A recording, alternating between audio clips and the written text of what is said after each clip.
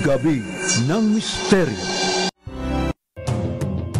Magandang gabi po, Luzon, Visayas, Mindanao, isa pang edisyon mga kaibigan nating programang Gabi ng Misteryo.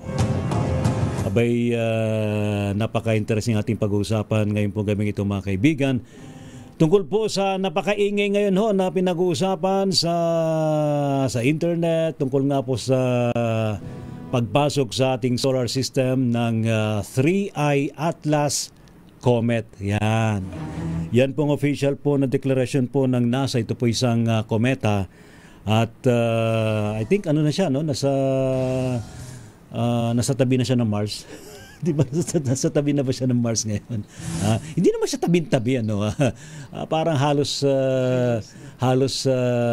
nakakasabayan niya ang Mars, ano?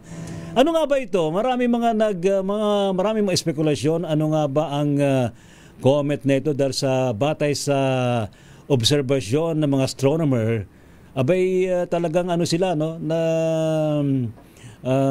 Nabulabog po ang community ng mga astronomer sa pagpasok nga po nitong 3I Atlas dahil sa kakaiba raw siya dun sa normal. Kakaiba siya sa normal na paggagalaw ng mga kometa sa kalawakan. At yun nga, may mga lumalabas din pong mga declaration o kaya yung mga pahayag na maaring ito raw ay isang galactic spaceship na nagkukunwari lang o kaya nakabalat kayo bilang isang comet. Ating ang pag-uusapan itong paksang ito ngayon pong gabing itong mga kaibigan. At ipakilala natin pong mga kasamahan sa ating programa ngayon pong gabing ito.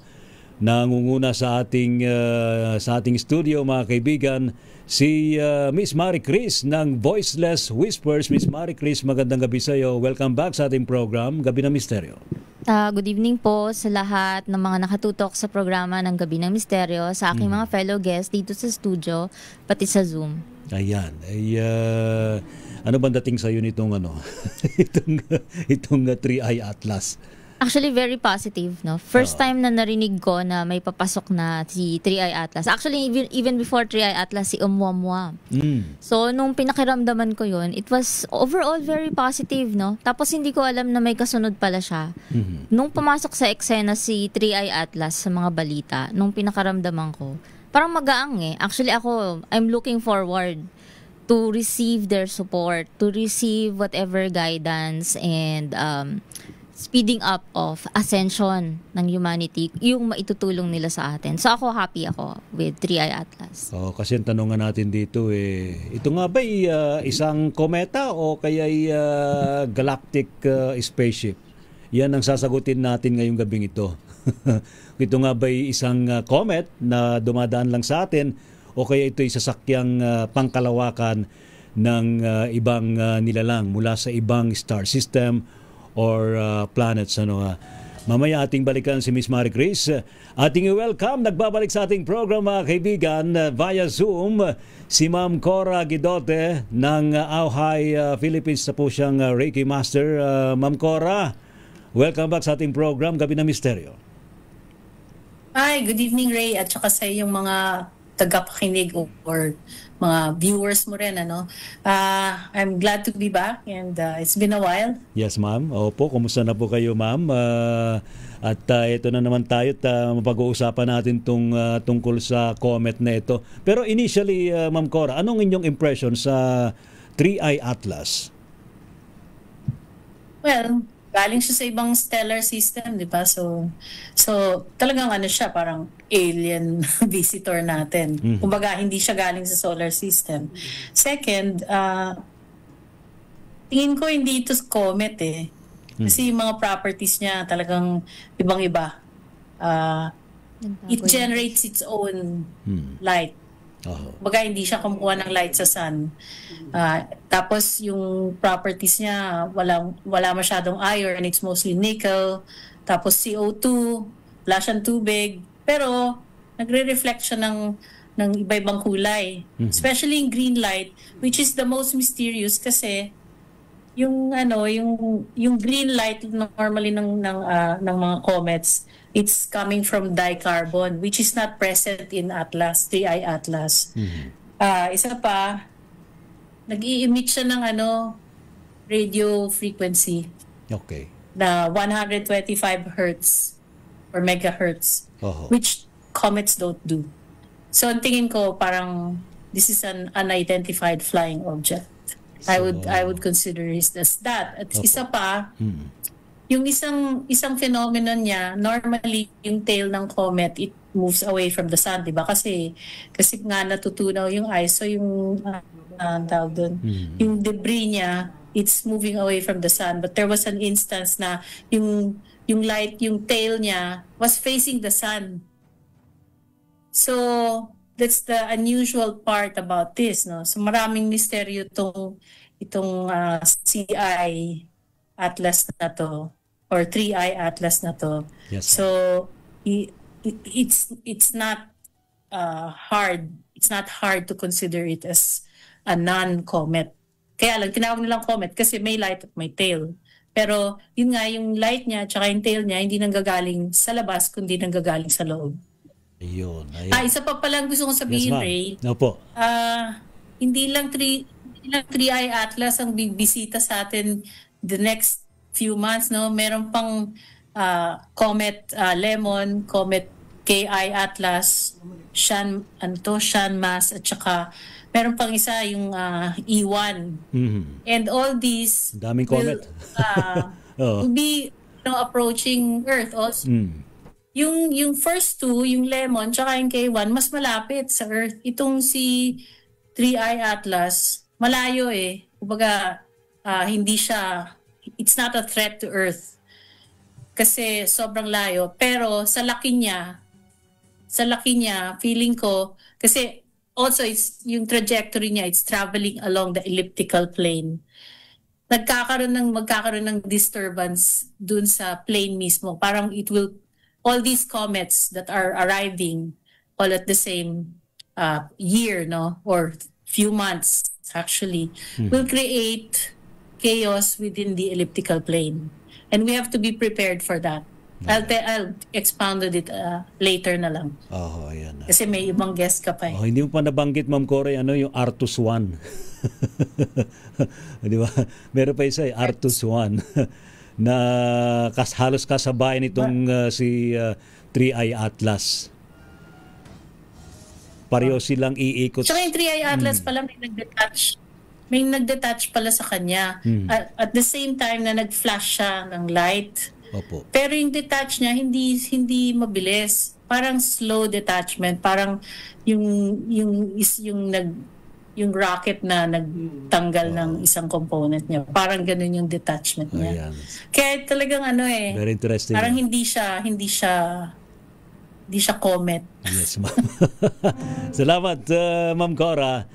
And also, let's welcome dito sa studio. Nagbabalik si Brother J ng Spiritual Guide Philippines. Brother J, muli magandang gabi sa iyo. Namaste everyone at salamat po sa imbitasyon. At yung topic nito is napaka-interesting. Oo, kasi nagkukos din nito ng mga panic, no?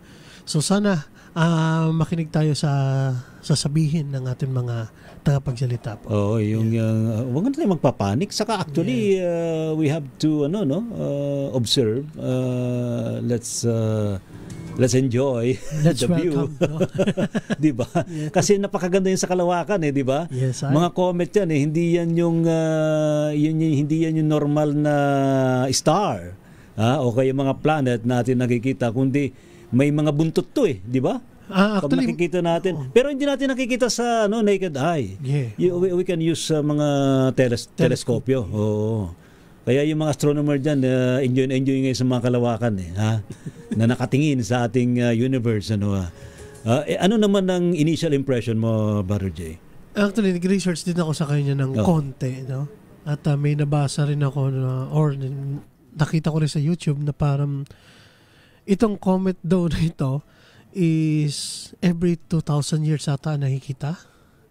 No, ayun yung nabasa. Ang sabi ni astrophysicist Avi Loeb, I'm not sure. Abraham Loeb, ay every 22,000 years. 22,000, yeah. Yung completion ng kanyang pag-ikot, na iikot sa solar system natin. Oh. So ganun. So, 'di ba exciting ano siya? Tawag dito, history. 'Di ba? Naabutan natin. Naabutan natin, 'di ba? Yung pambihira 'yan. Every 22,000 years. Wow, bibihira 'yan. At 'yan ay atin nasasaksihan ngayong panahong ito. Ayan, salamat Brother Jay. And also, let's welcome sa ating studio mga kaibigan si Brother Elias. Brother Elias, magandang gabi sa iyo. Welcome again. Good evening po, Sir Ray, at saka sa lahat po ng mga guests at sa mga nanonood po. Ayan, kumusta ka na? Ano naman ang impression mo dito kay 3i Atlas? Actually, noong una ko siyang nakita, hindi naman ako nag-doubt na ito ay hindi lang kometa, kundi isang sasakyang panghimpapawid ng mga galactic friends natin. Oh. Kasi yung mayroon ka ba nakita? Ang ginawa ko kasi nag-remote viewing ka sa remote viewing ko, kasi nanonood ka lang naman noon. Nakita ko na yung sasakyan na kiisipin natin na bato lang or kometa, pero hindi kasi pagka nag-remote pwede siyang lumaki o lumapit ka pa doon sa mas malapit ka pa doon sa tinitignan mo. Ang nakita ko, hindi siya bato kasi meron siyang parang pintuan, parang siyang may mga talagang kita mo yung details nung sasakyan ng Tapos yung ilaw niya, yung tunog kasi naririnig ko yung tunog niya, yung iba yung tunog niya na matinis. Sabi ko, kung comet lang to, walang gano'n. Dapat walang tunog. Wala. As in, lang talaga. Tapos yung ilaw niya, hindi siya yung pagkometa kasi hindi mo makikita. Hindi kita mo yung body. Kaya sabi mo, ang galing. Ang ginawa ko pa another day, ginawa ko naman nag-astral. Sa astral na mas malinaw. So hindi ka na kontento sa remote viewing? Nag-astral ka pa? Kasi sa astral, ginawa ko, yung laman. Doon ko nakita, yung mga galactic friends natin, hindi talaga siya makikita ng naked eye. Kasi nasa fifth dimensional reality sila. Kailangan iangat mo pa yung frequency mo hanggang umabot ka mas mataas. Doon kita mo malinaw. So nung nag-astral ka doon sa fifth dimension na yon, nakita mo na sila doon na nagkaroon, sa 5D perspective. Doon na nagkaroon ng mga downloads na sinasabi nila na pinakita nila yung Earth, ang dami na nilang nakaikot pero hindi nga kita. Actually, bantay pa nga sila, hindi dapat siyang katakutan Kasi ayaw nilang masasira yung Earth. Ang dami nila sa buo natin, nakaikot na marami sila. Very interesting. Pero kung titignan mo naman sa 3D, para lang siyang bato na nakalutang. Pero yung loob, pagka tinignan mo, nandun sa loob, merong nandoon na translucent, hindi kasi kita mamaya idadissect natin yan na Barelias. Very interesting yung nakita mo, And also mga kaibigan, let's welcome sa ating program si Miss Cara Cristobal. Miss Cara, magandang gabi sa iyo. Welcome again sa ating program, Gabi na Misteryo. Hello po. Good evening po. How are you, Miss Cara? Okay naman po. Mukhang nasa Kalawakan ka ngayon, ha? Buhay. Mukhang nakasakay ka sa 3i Atlas, ha? Opo. Sabi ko kailangan on team tayo. Di ba? Tama-tama. Ako nga, naka-t-shirt pa ako na ET, Ano impression mo, Miss Cara, dito sa 3i Atlas? Actually, noong una kong narinig, yung word lang, 3i Atlas, sabi ko, ano technology na naman to? Yun talaga yung una kong naisip. Tapos nung nakita ko yung mga messages, sabi ko, so comet siya nung una. Then, nag-deep dive na rin ako. Sabi ko, okay. So, yun na pala yung mga galactic brothers natin. Tinutulungan na nila tayo para erase yung vibrations natin.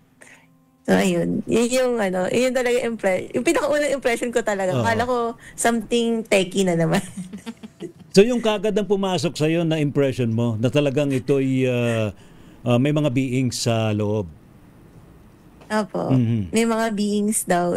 Tapos, yung Pleiadians daw, na nag-sink in naman din sa akin, sabi ko, makes sense nga. Kasi parang, sabi nila, dahil dumaan yung 3i, ganun, parang, hindi ka daw makakatulog, ganun. Tapos, na-experience ko yung symptoms na yun. Ever since nga dumating, hindi ako makatulog maayos. Galing, dami nakakaranas ng ganun ngayon. Hindi makatulog, iba yung parang sumasakit pa ulo. Pero of course, hindi naman natin talaga iniisip na epekto to nitong pumasok sa atin na interstellar object.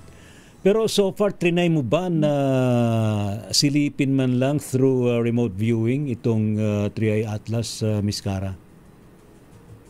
Ano po, actually hindi pa ako marunong pa. So, kung na-remote view ko nga ba talaga siya or hindi. Pero, naalala ko lang na nagkaroon ako ng dream na nasa isang lugar ako na hindi ko alam saan. Pero, nung inaano ko, baka doon yun. Ayun. Anong klase yung dream? Na-curious tuloy ako eh. Ano yung tsura nung sa dream mo? Parang medyo parang tahimik yung lugar. Tapos, feel ko related po dito. Kasi biglang pinamantra din ako. So, Pinamantra ka? Anong mantra pinag-chant sa'yo? yung kay Shiva po. Yung Om Namaya Shiva. Yeah. So yan din ang iyong kakantahin mamaya sa 11 to 12. Opo, mamaya po. Kasi extended tayo hanggang alas 12 ng ating gabi. Yun nga po. Makasama natin dito, nagprepare ng kanilang mga chants and mantra. Ayan. Alright, salamat Miss Cara, babalikan kita. Promise yan. And of course, sa ating pa rin studio mga kaibigan, let's welcome again sa ating program si Brother Jacus, ang ating legendary alchemist. Hello. Brother Jacus, how are you, sir? Okay lang po.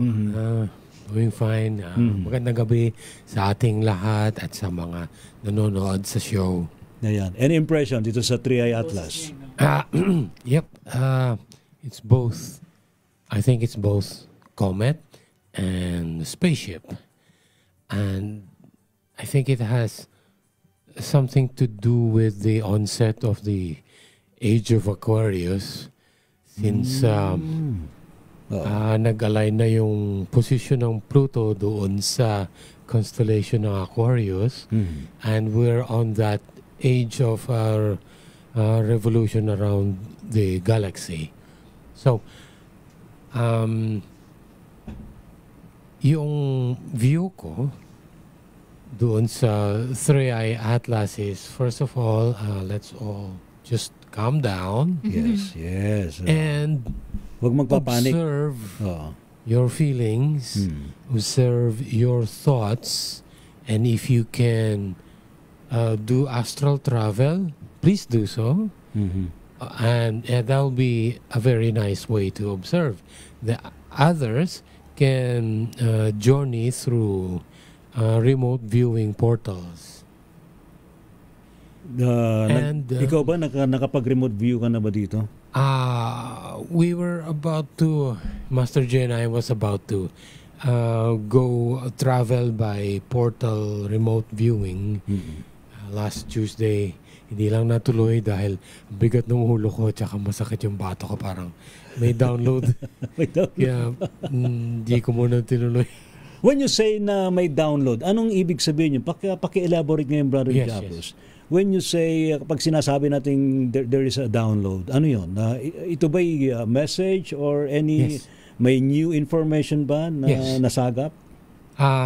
Yeah, that is correct. And when you have a ringing in your ear, some medics will call that tinnitus, so ringing inside your ear. All right. And they recommend a few medicines for you to get rid of that symptom. But for me, I don't like to, because that ringing in the ear or yung headache minsan sa batok is a sign or a symptom that you are actually receiving informations and messages from celestials.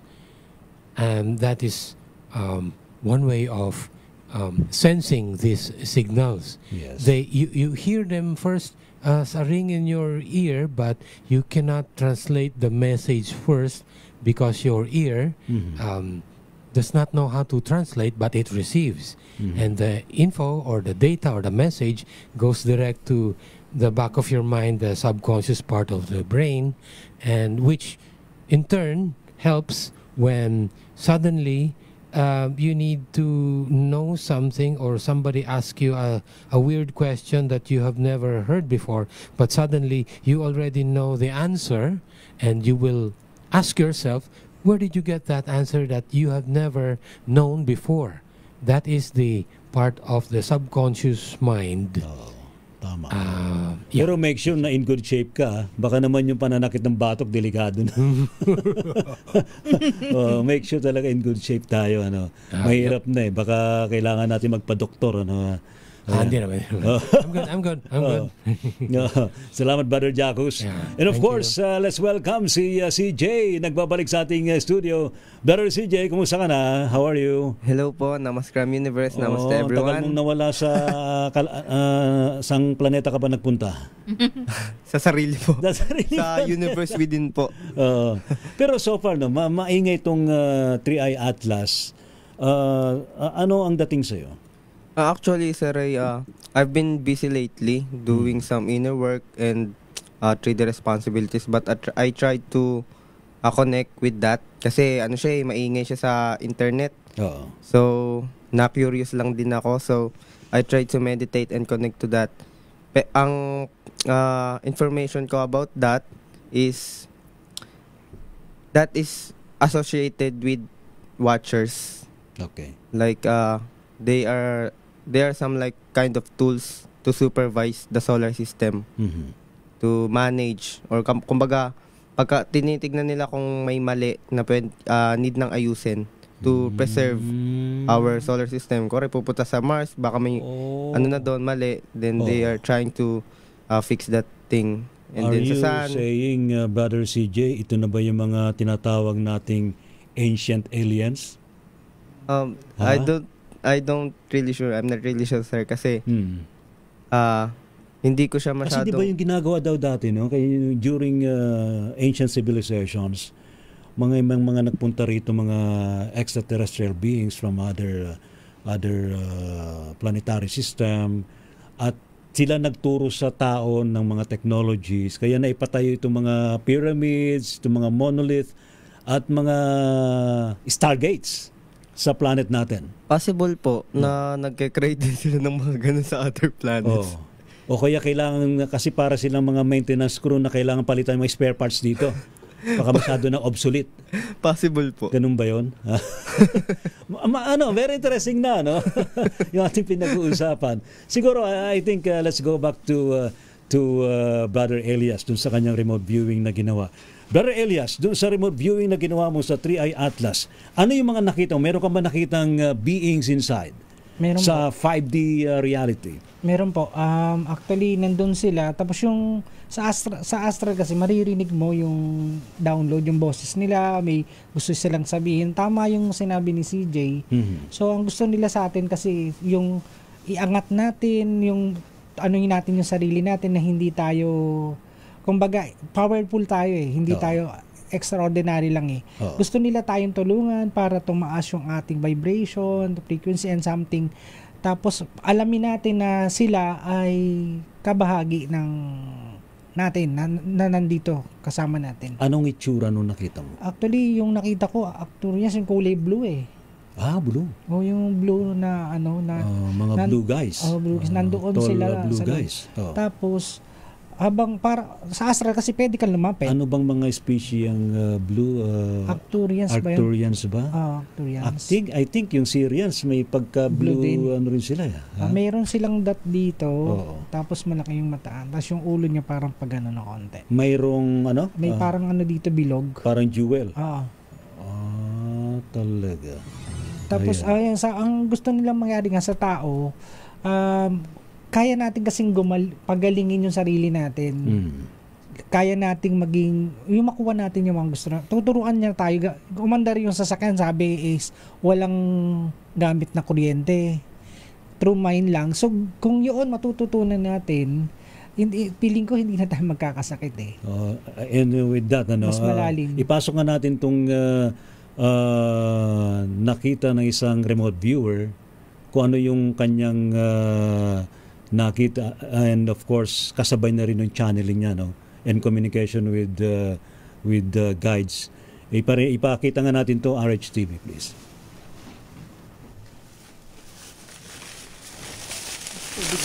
Go ahead, RHTV. Parinig natin to. Ay, okay. Bro, tubig. Bigay ni Yuki. Oh, walang audio eh. Pass it on. Does it intend to really visit us? Where did it come from first? So I asked these questions in my head, and my guide said, we were last in its orbit. We were last in its stops. So, tayo yung panghuling pupuntahan. And then, sabi ko, why? So, also, no, tayo yung huling pupuntahan. So, did they come from somewhere else first? And they said yes. The 3i Atlas actually contained 3 species of alien life forms. When I tried to counter that, so parang dinodouble check ko no, in a way, I tried to counter that idea, trying to send the image of how Star Trek looked like. Star Trek has interspecies of aliens inside, right? Like there's 1 or 2 of one kind of alien race inside the aircraft of Star Trek, and they were operating this whole aircraft, right? So I tried to counter that idea, like, was it an aircraft similar to Star Trek? And they said no. They were really firm on the idea that there were only 3 species of aliens on board 3i Atlas. So the division of, approximate division of the count of, what do you call this, life form on board 3i Atlas is like 40% dun sa first 2 races and only 20% of the third race. A remote view showed me that they were tall aliens. Another psychic remote viewer said he saw blue humanoid-like creatures, but that's not what I saw. I saw creatures who were really tall. They were indeed humanoid, but they were dark gray, and they had 2 antennas. Like they look like slugs, parang snail. Ano yung merong parang soft jelly-like. Imagine a finger na nakalagay dito sa head, ganun. So they were like very small antennas dun sa top of their head, but they were indeed humanoid. But I did not see them as blue. They were not colored blue. But the outside of 3i Atlas indeed had some marks of blue. It's a rock, so later I'll explain what I saw about the external facade of 3i Atlas. But yeah, I was shown those images. So I also asked about that, no, like, traveling for tens and thousands of years, how is that even possible if 3i Atlas is an aircraft? And the answer was actually not quite shocking, because 3i Atlas may look like a stone, but it's alive. So it's alive with almost the same DNA as the alien inhabitants of 3i Atlas. And the reason why it's fast is because, surprisingly, or not surprisingly for some, all of the aliens on board are powering it with their telekinetic ability. So the push of 3i Atlas is actually coming from their minds. And the scan of 3i Atlas did not reveal any electrical or mechanical devices on board. So everything was natural. Natural in the sense that it's a stone. It's just a huge stone. And this was confirmed also by one of the psychics that posted their shorts on YouTube, saying that you can see 3i Atlas in a 3D version. It's just a rock. And then there were later discoveries that 3I Atlas was actually not a cylinder. It's actually a cylinder with empty inside, so hollow yung loob. Before kasi they were thinking it's like an oblongated sphere. So parang flattened, parang baguette, yung tinapay, ganun, for the lack of a better description. Anyway, so, but it's actually a sphere, tapos hollow yung gitna, so vacant siya. So, that's the 3D level, but if you scan it on a 5D level or higher, then you will see the beings inside. It's not like Star Trek, para silang part of that stone, they're just inside, just floating inside. Hindi lumulutang basta parang inside lang talaga sila. When you scan them in a 5D level of awareness, like remote viewing, you will see na parang they're just part of that entire thing. That's their aircraft. Pero hindi sila lumulutang, wala silang tinutungtungan. So these beings might actually be able to project themselves on a third level dimension like physical, and they can also be observed on the 5D level. Yan. Actually, mahaba-haba pa yun.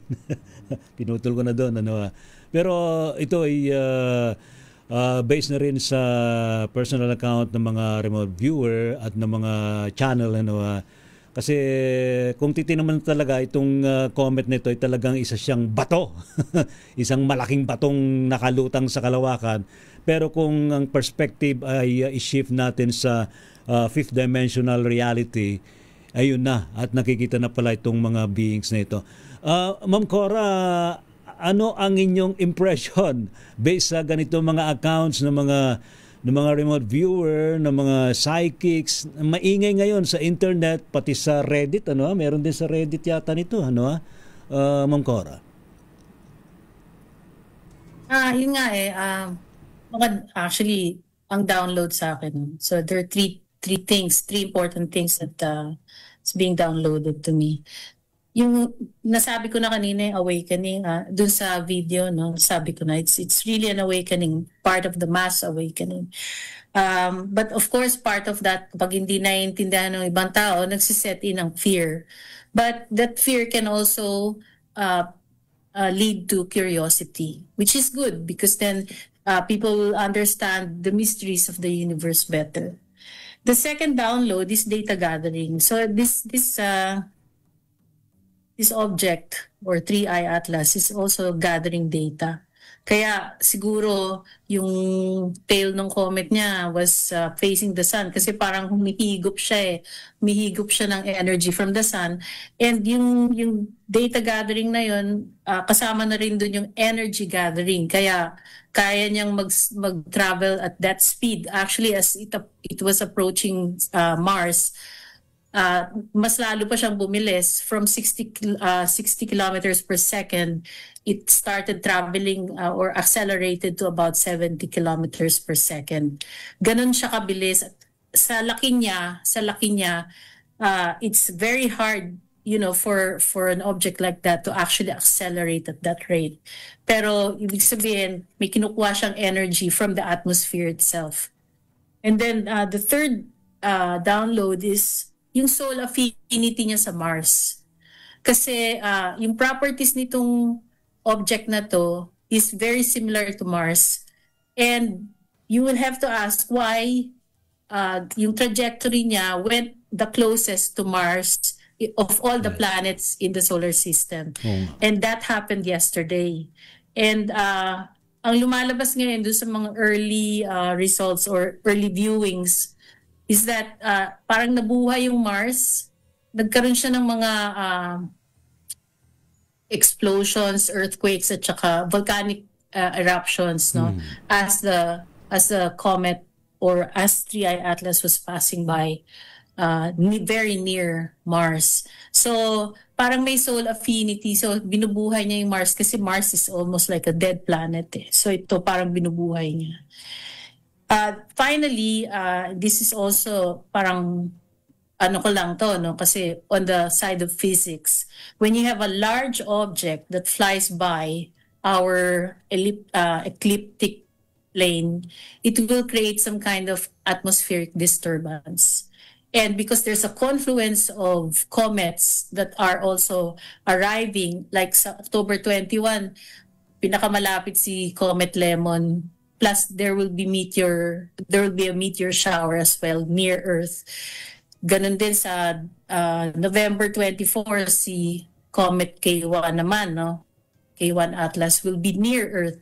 So parang I don't want to treat the arrival of CI Atlas in isolation. Kumbaga, this confluence of comets that are arriving all at the same time in our solar system has a certain message as well. So hindi lang CCI ang mag-create ng curiosity at saka ng awe, kasi in fact, yung si Lemon will be visible to the naked eye. Yes, ma'am. On October 21. So let's enjoy the view. Talaga ng parang, sobrang daming celestial events that are going to happen from now until February next year. And that's already part of the awakening process. Now, from a physical standpoint and a metaphysical standpoint, if you actually look at it, magkakaroon ng maraming disturbance dun sa elliptical plane natin, di ba? So parang it will create ripples kasi pag meron isang malaking object like this one is 20 kilometers wide ang 20 kilometers wide ang CI Atlas, traveling at a rate of 70 kilometers per second. Naturally, magki-create yan ng ripples sa ating and that can create some physical disturbances in the planets, hindi lang sa Earth, hindi lang sa Mars, pati yung ibang planets, magkakaroon ng disturbance. So it's possible na it can also trigger certain earthquakes or volcanic eruptions in our planet kasi nga may iba pang comets na dadating na mas malapit actually sa Earth. Okay. Yung CI Atlas, that's the closest distance. Pero itong si Lemon at saka si K1, mas malapit sila, So we have to be alert, we have to be observant kung ano yung magiging physical effect nito sa Earth at saka sa atin. Kasi pati on a metaphysical level, pati yung mental state natin baka pwedeng ma-alter din. So, yan. Ako, salamat, Ma'am Cora. May very interesting po ang ating discussion ngayon. Tama yun, no? Kasi yung mga nangyari, may mga effects sa ating atmosphere, may mga calamities na nangyayari. Sabi nila, layo naman nung comet na paano na makaka-apekto sa atin, pero meron talaga epekto yan O di ho ba? Ayan. Maraming salamat, Ma'am Cora. Alright. Salamat po. Alright, so Miss Maricris, ano ang dito? Ito na, may mga ganitong mga floating objects, comets na pumapasok sa atin. So far, ano ang tingin mo or any download na nakuha mo rito? Actually sa akin, pakiyon yung ayan. Paano kayo yun? Okay na. Okay. Actually, yung download ko, si 3i Atlas, yung pinaka niya, third dimension form, which is a rock, it's actually being powered by the sun. So if you notice, even before natin ma-discover na pumasok na si 3i Atlas sa solar system natin, we've been having a lot of solar flares. And actually, part of it is because 3i Atlas is coming, and yung species on board ng 3i Atlas actually came from an environment that had 3 suns. So para silang si Superman. Hindi siya binary planet? Talagang triple suns? Oo. Wow. So 3 suns. So medyo sila, as in literally kinakain nila yung solar power. So yung... Kamag-anak ba ito ni Superman? Oo, baka kamag-anak ni Superman. Di ba Superman kumukuha raw ng power sa sun? Kaya yung mga solar flares natin, mostly sila yung recipient nun. Now, I don't know kung sila yung nagkukos ng flares or that they are really making the pull from the sun. Kinukuha, sinasadyang kunin. Oo, pero that's also one of the reasons why. That's one of the reasons why it's not a comet because nasa harapan, no? Parang hinihigop nila yung solar, the sun, the ejections coming from the sun. Yung sinasabi nilang coma, nasa harap, yes. hindi sa likod. Oo, dapat sa tail yun, di ba? Kasi kaya may tail yung comet, nagbe-burn siya ng mga gases, mga elements, nung mismong physical form niya. But this one is not actually burning anything. It's releasing something, kaya mukhang may tail, kaya akala ng tao comet. Pero merong lumalabas. So yun yung sinasabi ni Brother Elias na mga nakatalaga parang ano yun, na... yung sa likod, parang tambutso ng sasakyan. Afterburner. Afterburner, di ba? Oo, pero mga smaller craft sila, actually. Sila na yung parang mga nakatalaga na magiging, parang satellite stations nila later on.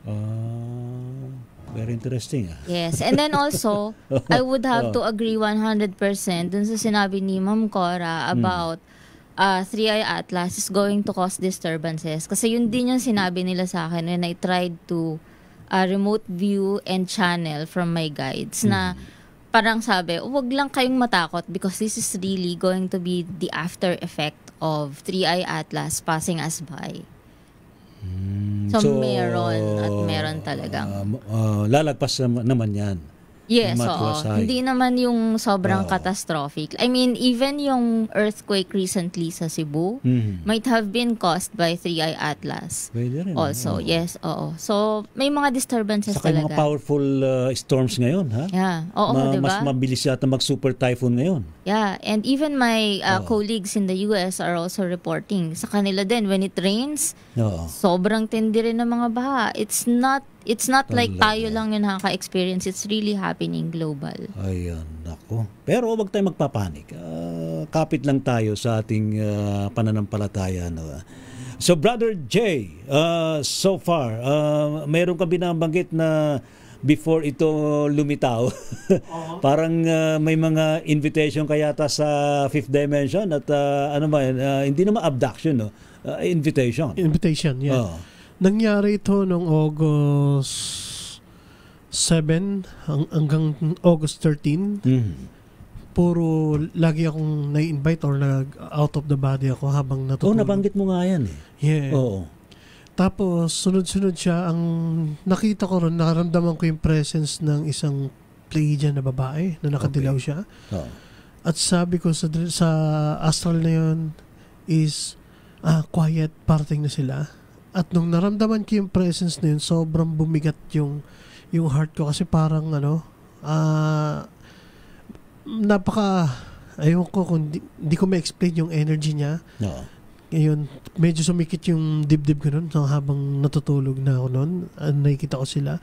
And then, after nun, is dinala nila ako sa may isang lugar na meron ako nakitang na malaking hindi ko alam kung gray siya, basta gray yung balat niya na malaking tall gray. Tall gray siya. Tall gray being. Tapos wala siyang emotions, tinitignan niya lang ako. At after, tatlo sila nakaupo sila At then after nun is dinala naman ako sa parang isang spaceship. Yun, may spaceship ako sinakyan At meron silang ipinapakitang lugar sa akin. Actually, may binanggit silang words. Ang sabi niya, itong pangalan nito is Pretisil Eritia. Hindi ko naman alam kung paano siya i-translate dito. Basta hindi ko rin alam kung anong meaning nun. Pero yun yung ibinanggit niya sa akin. Pretisil Eritia, hanapin mo or i-vibrate mo kung ano yung marireceive mong message doon. Ano yung meaning nun? Naka-receive ako ng parang pag-aayos at nagkakaroon ng pag-aayos sa atin or sa universe, sa mga planets na nakikita natin ngayon. At ayun yung na-receive kong mensahe nila. Sabi, huwag naman din matakot kasi kaya nga kami, isa pa, kaya sila nagpapakita na kasi meron silang na-receive na signal na galing sa Earth tapos na-receive nila.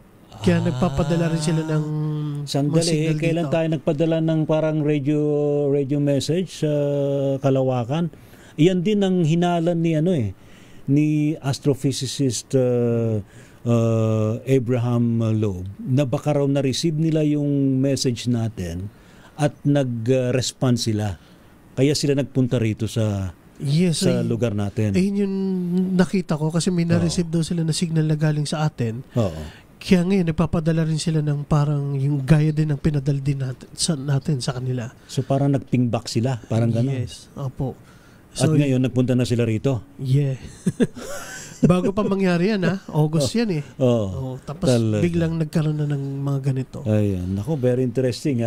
Lalagpas tayo sa ating pinag-uusapan ngayon at huwag kayong mag-alala at extended tayo hanggang alas 12 ng ating gabi. Mamaya kasi meron tayong bagong segment. So, si Miss Cara, baka meron ka pang maibigay na download dito, tungkol dito, Miss Cara. Based na rin sa ating pinag-uusapan ngayong gabing ito tungkol sa 3i Atlas. Ayun. Yung akin, ang madadagdag ko lang actually, related din sa sinasabi nila, Miss Cora and ni Miss Marie Chris, na ayun nga, may mga mangyayari. Pero despite na nangyayari nga yung mga earthquake and all, I think it's something healing. It's parang I agree. Yun, related nga na may healing. Gising na kayo. Awakening and healing. Ito na kailangan natin gawin. Na andito na. Like, we have to level up and shift our frequency. Yun yung binabanggit na may inaayos. Yeah. Pag may inaayos, may healing. May inaayos sila. May repair na nangyayari. So yung vibrations ng Pratisel Eritrea is parang celebrations. Yun yung na-receive ko din. Yun. Then afterwards, mayroong awakening. Awakening. Kasi nga yun, celebrations kasi namumulat na yung isang katauhan din. Ayan. Salamat, Miss Cara. Brother Elias, alam kong marami ka pang sasabihin. Anong mga nasasagap mo? Yung sinabi ni Bro Jay, kaya kasi sinasabi mo lang kay Malik. Nag-uusap kami dalawa kasi yung parang cerebral, parang utak. Parang brain. Yung sila mismo tumutulong, 'di ba tayo gusto nating maiangat yung frequency natin, ganito yung gusto nila. Tinutulungan na nila tayo eh. Whether we like it or not? Oo, tinutulungan na nila tayo na hindi natin alam.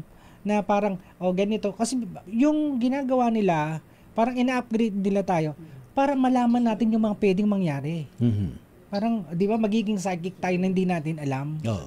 Yun ang gusto nila kasing mangyari na malaman mo yung pwedeng mangyari, maiwasan mo yung dapat mangyari. Kasi, kumbaga, para sila, nababagalan sila. Di ba? Aware tayo sa 3D, marami tayong pinagkakabalan. Nagaganap yung mga kalamidad na to. Pero actually, tayo rin na may gawa nun eh. So meaning darating ang panahon na makikita na rin natin sila? Actually, meron na talagang nakakakita kaso parang nakatago yun eh. Hindi nilalabas. Ngayon, ang nakita ko kaya kami nagbubulungan, may pipili sila lang ng ilang mga tao na gusto nilang i-upgrade. Kasi meron din naman tayong free will, no? Pero kasi tayo... Ba't pinipili lang? Di ba pwede pangkalahatan na yan para magkaalaman na? Kasi yung mass awakening? Paano kung ibang dear friends out there. Iba iniisip nila. Kasi baka raw hindi makakaya. Lalo na kaya kailangan ng DNA upgrade. Tinuruan ka nila tapos ang nare-receive mo magkakaroon ng earthquake. O di ba mape-prevent mo. Bibigyan ka ng download na ito umalis ka diyan sa area yan. May tatamang may babagsak something. So makakatulong sila. So doon sa tanong natin, sa original nating tanong sa ating topic na ito ay isang comet. Yes. It is a comet. Sa 3D, third dimensional reality. Pero kung ito ay isang galactic spaceship, yes then. In a fifth dimensional reality. Tama. Hindi pa rin natin makikita na ito'y isang spaceship sa third dimension. Ginawa talaga nila yun. Para kasi kung makikita mo yung spaceship, natatakot ng mga tao. Pero may mga indication kasi nakikita, di ba? Ayun sabi nga na paliwanag din ni may lumalabas na may mga ilaw, na may mga ilaw. Pero syempre, bakit may mga kakaibang ilaw kasi yung mga nakikita ko doon? Ang matindi nun, yung sinasabi na ito yung 3i Atlas na sa unahan, meron pa siyang siyam sa likod na halos pare-pareho yung ini-emit na power. Pero may maliliit lang siya. Pero halos pare-pare yung power na iniimit nila. Yung maliliit na yun, para siyang naiiwan. Iniiwan doon, tama rin yung sabi ni CJ, iniiwan doon sa bawat lugar. Parang inihahanda tayo eh.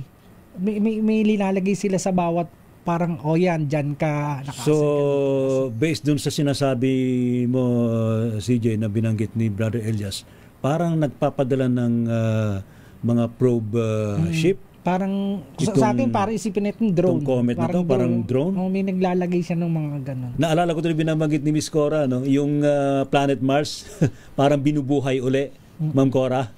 Nagkakaroon ng self-healing yung Mars. Tumutulong sila eh. Baka eventually maging another Earth yan. Kapag binuhay. Pwede. Kasi kakambal ng di ba? Binubuhay niya eh. Kakambal yan ng Earth eh. May soul affinity siya sa Mars. Kaya yung flyby niya, closest to Mars yung niya eh.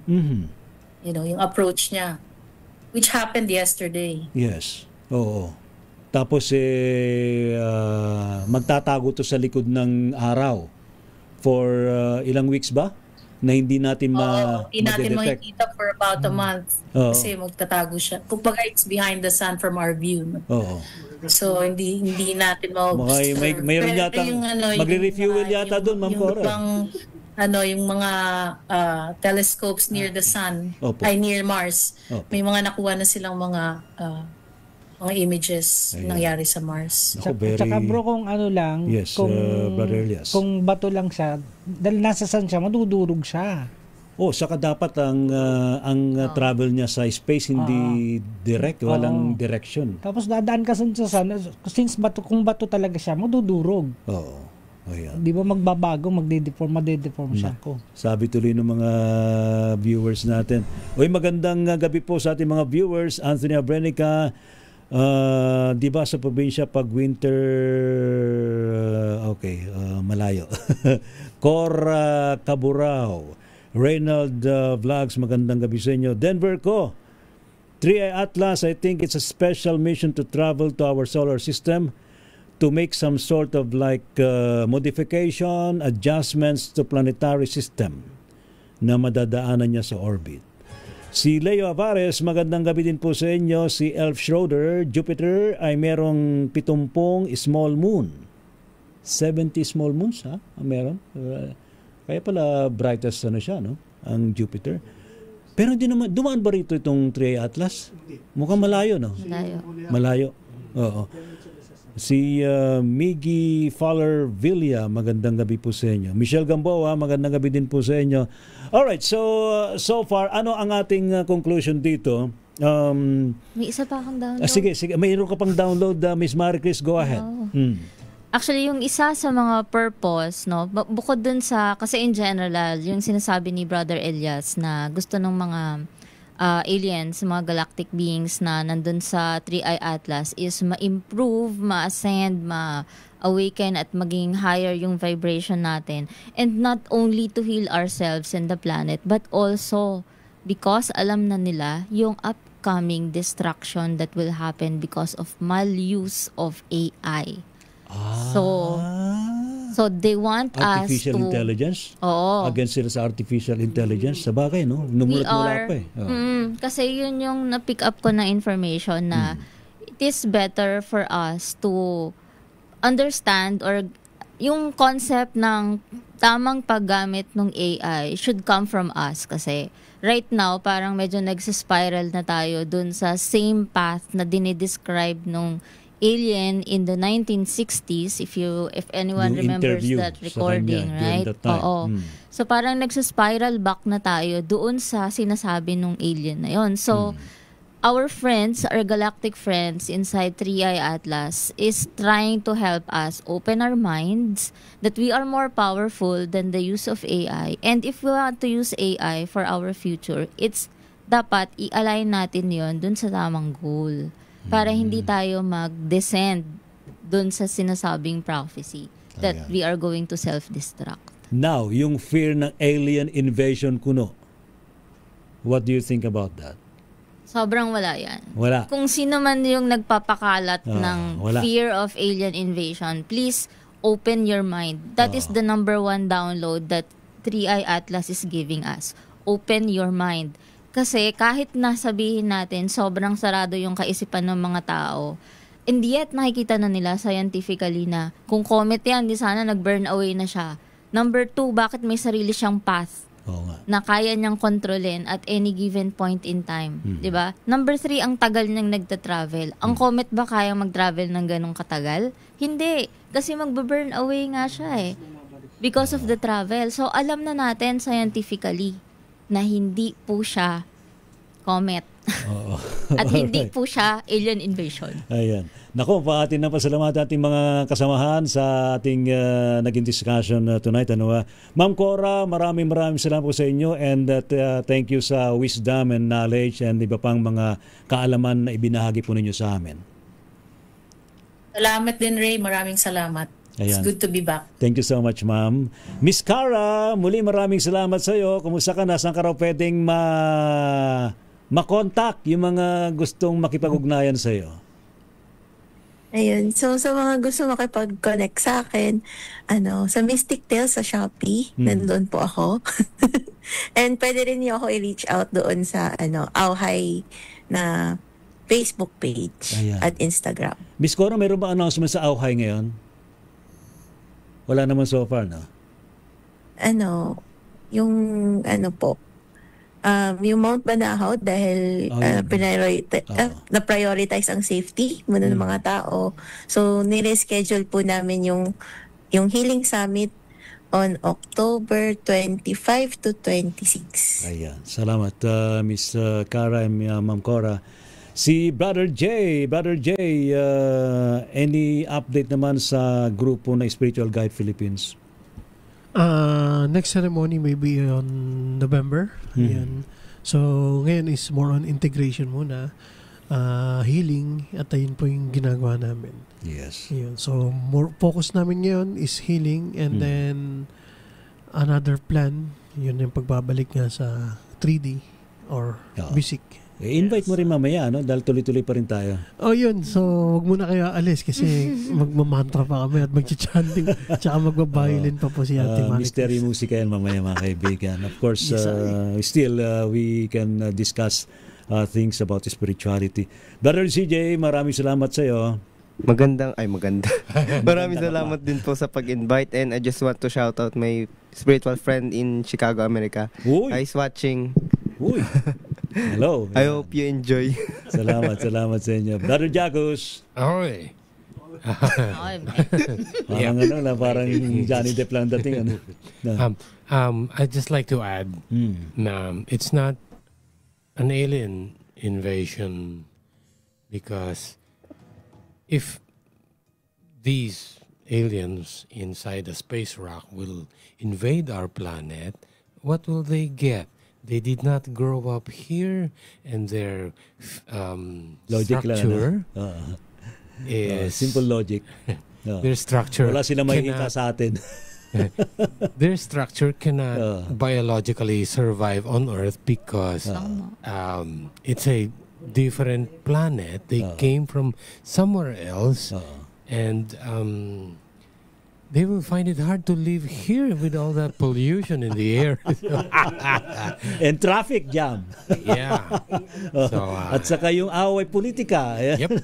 So salamat, Brother Jacos. Just calm down. Thank you so much sa iyo. Brother Elias, thank you very much. Saan ka pwede makontak? Sa akin, sa Facebook na lang po, Elias Pascasio, tsaka sa akin YouTube channel, Elias Psychic TV po. Ayan. Tuloy-tuloy pa rin ang iyong spiritual cleansing sa mga lugar. Kagabi po, meron akong ginamot na bata. Maliit lang siya, siguro mga 12 years old. Yes. Hindi raw kasi siya, devil yung nakasapi. So, hindi siya nasasaktan kahit anong hampas mo. Talaga. Sabi ko, hindi mo naman hinampas. Hindi ka masasaktan pero gagamit ako ng palito, iiyak ka. Wag naman. Umiyak yung bata. So meron talaga siya may nakakabit sa kanya. Hindi yun naiyak kahit anong palo mo. Talaga. Sabi ko, iiyak yan dito sa palito. Umiyak. Sabi ko, ayan. Tapos yung bata, hindi raw, kasi ayaw pumasok ng simbahan. Talaga. Sabi ko, pag pumasok, lumalabas agad. Kontrapelo pala yung enerhiya. Sabi ko, kasi saan niya nagpupunta? Doon sa labas, madilim. Salamat. So yun, ano rin ako, astral facilitator. May mga gusto magpa-astral dyan sa tarot card at saka palm reading. Ganun po. Ayan. Salamat. Cleansing po. Brother Elias. Miss Marie Chris, saan pwedeng matunghayan ng iyong services? Nasaan ganun mo? Wala, ano? Oy, ano to? Animal communicator to, Miss Marie Chris. Yes, maraming salamat. Ako po ay isang animal communicator, so nakikipag-usap po ako sa mga hayop. Yung totoo pong hayop hindi yung mga... Hindi hayop-hayop. Kayo nagsabi na hindi ako. Yung mga animals talaga. Animals po talaga. Both living and transitioned animals. Kaya po natin kausapin. Pati na sa Rainbow Bridge? Yes po. So, makikita nyo po ako sa aking Facebook page, facebook.com/the.voiceless.whispers. Ayan. Salamat. Thank you so much sa ating mga nakagapay. Ngayon po gabi ito mga kaibigan sa ating programang Gabi ng Misteryo. Walang aalis Tayo ay extended hanggang alas 12 ng hating gabi. And sa susunod na mga minuto ay niyo po maririnig ang mga live chant and mantra and of course spiritual music mula sa ating mga panauhin ngayong gabing ito. Pilipinas ang oras, alas 11:16 ng gabi.